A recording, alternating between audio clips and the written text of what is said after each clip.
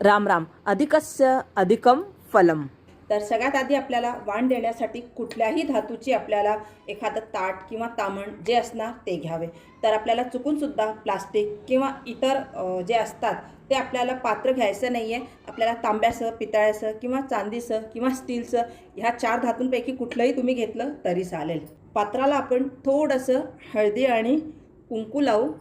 त्यानंतर आपल्याला ज्याही गोष्टीचं आपल्याला वाण लावायचं असणार आपण त्या वस्तू त्यामध्ये ठेवू.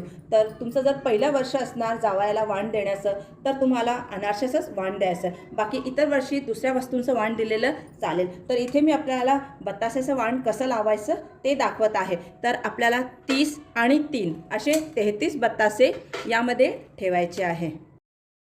आपल्याला यामध्ये तुटका किंवा खंडित बत्तासा असणार तो आपल्याला घ्यायचा नाही आहे. बघा तुम्ही इथे बघू शकतात बत्ताशांवरती छान जाळी आहे. तर जाळीदार जे पदार्थ असतात त्याच वस्तूंचं आपल्याला वाण द्यायचं आहे. अशा प्रकारे आपल्याला बत्तासे सगळे रचून घ्यायचे आहे.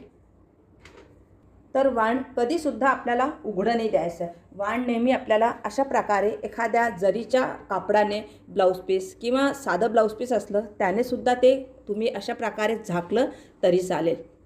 आणि आता आपल्याला ही जी ताटली किंवा आपलं तामण आहे त्याला अशा प्रकारे सूत लावून आपल्याला पॅक करून घ्यायचं आहे.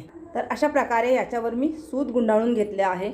आणि वाण देताना त्यावरती आपल्याला अशा प्रकारे दीप प्रज्वलित करून तो ठेवायचा आहे. तर आता तुम्ही दिवा चांदीचा, पितळेचा किंवा तांब्याचा घेतला तरी चालेल, कुठल्याही धातूचा घेतला तरी चालेल. सोबतच यावरती दक्षिणा ठेवावी आणि वाण तुम्ही देवाला, ब्राह्मणाला, जावयाला द्यावे.